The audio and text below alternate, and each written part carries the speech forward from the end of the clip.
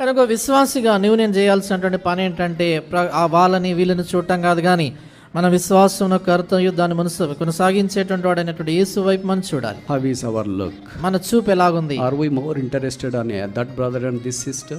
ఆ సహోదరుడు ఆ సహోదరి వారి మీదనే ఎక్కువ పట్టింపు ఉందా మనకి? Are interested on the person who laid down his life on the cross for us?